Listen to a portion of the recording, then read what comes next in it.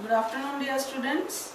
I hope you remember what we learned yesterday. We studied about the flame. Okay, when some substance burns, then an illuminated gaseous part is formed, and we call it flame. Okay, and you learned that what are the different parts of the flame, which part has maximum heat in it, which is the luminous, which is the non-luminous part. All these things we learned yesterday. Okay, today we are going to learn about fuel. See, when something burns, then it emits heat and light. Okay, and how it is able to be handled. What are the different things that make a substance fuel? Okay, we are going to study about fuel today. What are the different types of fuel, states of fuel, and when do we say that a fuel is an ideal fuel? Okay, so first of all, let us see what is fuel. A substance that is combustible. Combustible means which can easily burn, and burn releasing large amount of heat. Releasing large amount of heat, and that can be easily handled. Means we can easily handle also. That it is not mismanaged, or it is not creating any kind of disastrous conditions or havoc. Okay, it can be easily managed. We are going to see some examples, then you will be able to understand the definition. Again, let us come to the words. Substances that are combustible and burn, means they can easily burn. Combustible means which burn in presence of air and releases heat, and burn releasing a large amount of heat, and that heat can be easily handled, are known as fuels. Can you name some examples of fuels? Examples are like dung cakes, cow dung cakes, or dung cakes we call, wood, LPG, CNG, etc. Okay, all these type of things which on burning releases heat, and we are using that heat for various purposes, like for cooking, for heating water. Okay, we are burning coal. Okay, coal was earlier used to run the machines, it was used to run the trains even. Okay, so the fuels are the combustible substances which burn and releases heat, that can be easily handled also. Okay, now let us classify the fuels. We will classify them. Classify means we are going to categorize them, that how many categories of fuel is there on what purposes, for the different work. So fuel can be categorized into three categories or three groups on the basis of their state. What is state? State, like something exists in liquid or in solid or in gaseous form. Okay, so that is known as fuel, state, sorry. So what are the different states? Let us see. Solid state, okay, then comes liquid state, the fuels that are in liquid state, and third one is gaseous fuel. Okay, let me write here fuel only, not state. On the basis of state we call them. Okay, and gaseous fuel. So these are the three states or three types of categories of fuels. Fine. Now let us take them one by one. Which fuels are called solid fuels? The fuels which are in the form of solid. Okay, and they burn and leave some residue, then we call them solid fuels. So let us take some examples like coal, charcoal. Okay, some other examples: cow dung cakes,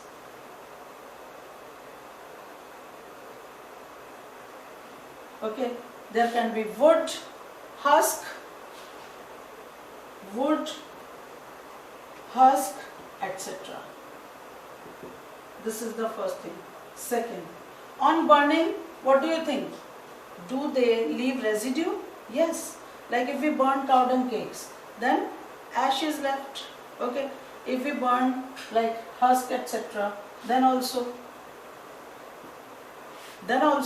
some residue would be left. Ash or some soot will be produced accordingly. So, leaves residue on burning.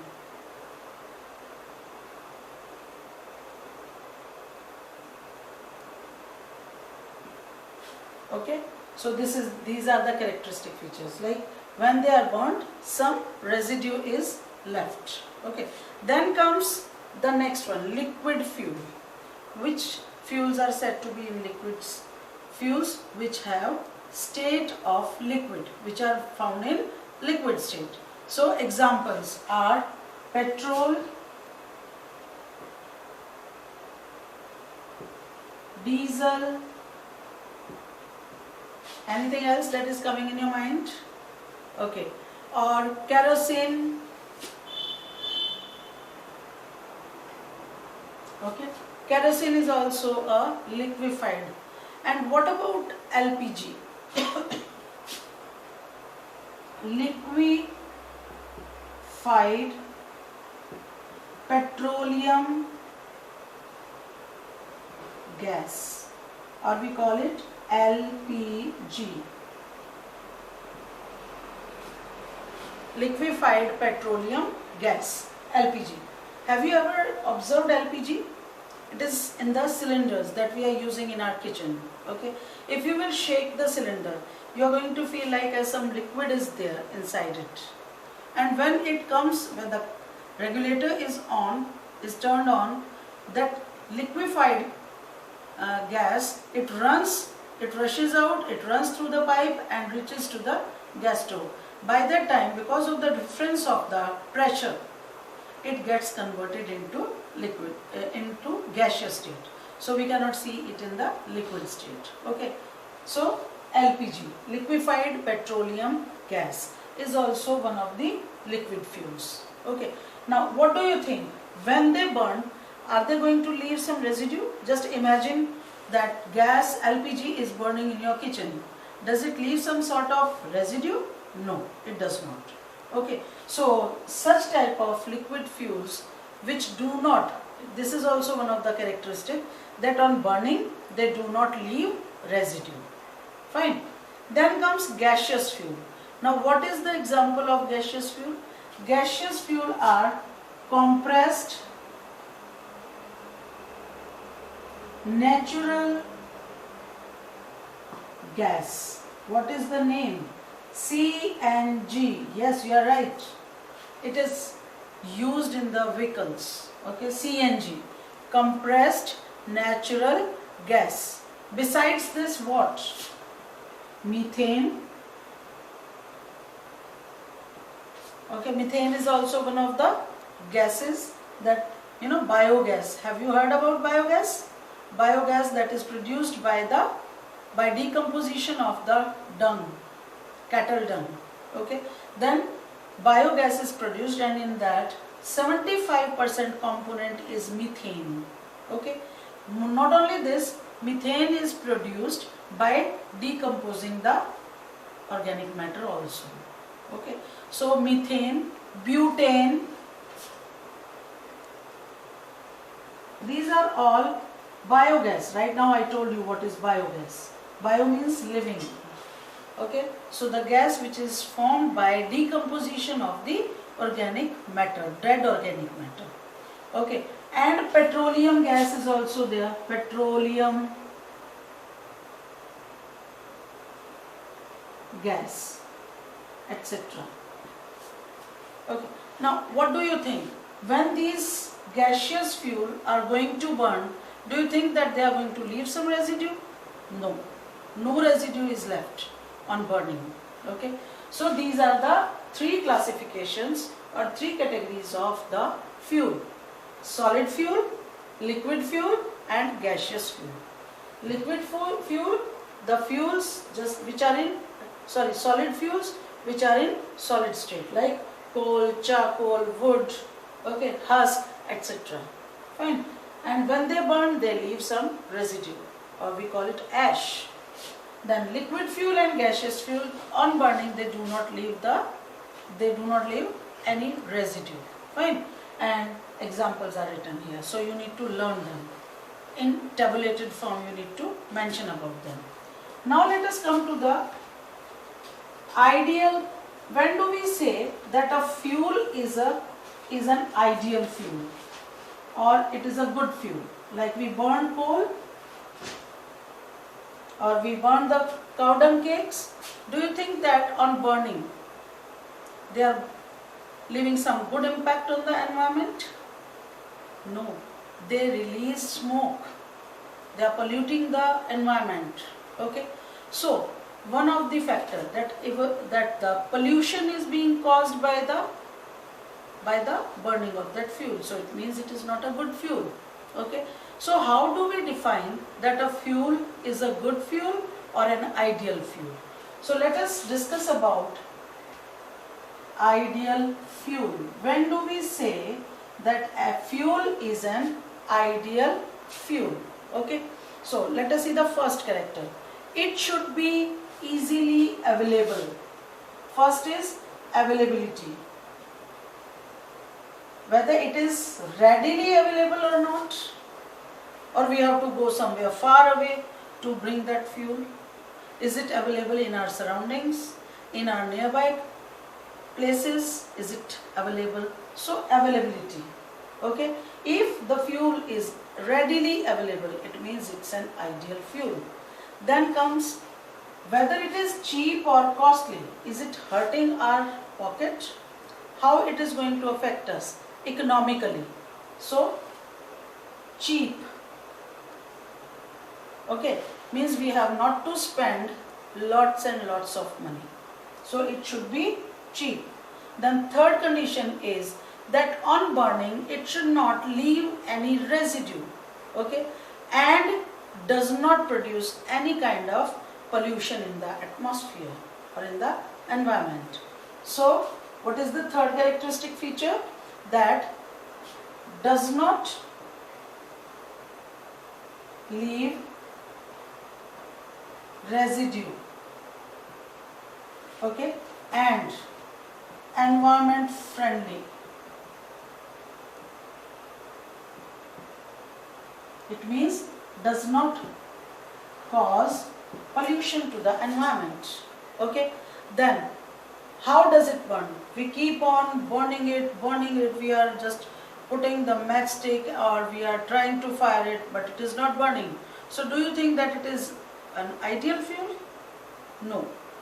If, for example, let us take the example again of our kitchens. LPG cylinders, they are connected to the gas stove. Very small spark produced from the lighter is enough to ignite the gas. The gas stove starts burning. So what do you think? A fuel which is burning after many attempts or on a very small attempt?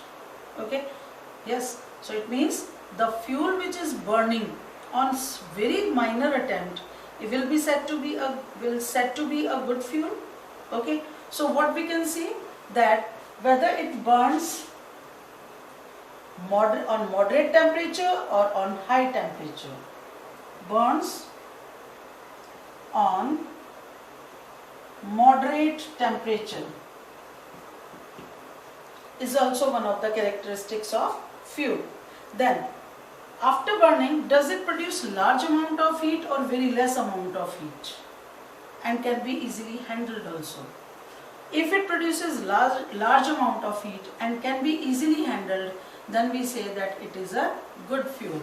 Okay, so what we will write here? Produces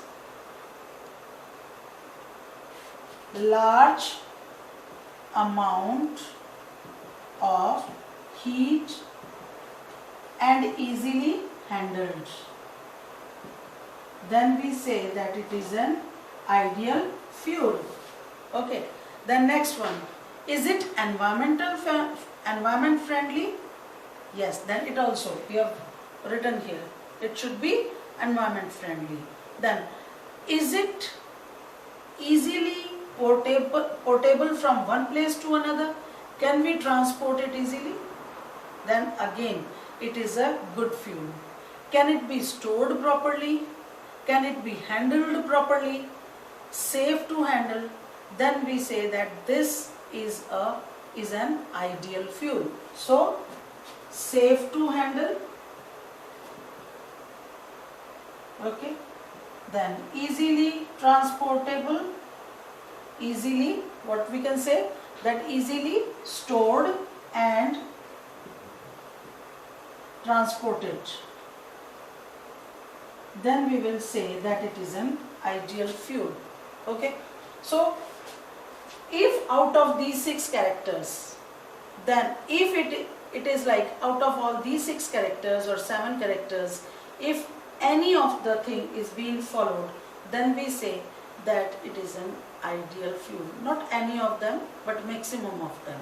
Okay, because a good fuel is going to fulfill at least few of these steps whatever we have written. Okay, so this is the requirement for a fuel to be called as an ideal fuel. Okay, so today we learnt about the fuel. So your question for today is, what is fuel? How many types of fuels are there? Tabulate them, tabulate the differences. Okay, and the third thing is, what are the characteristics of ideal fuel? What are the characteristics of ideal fuel?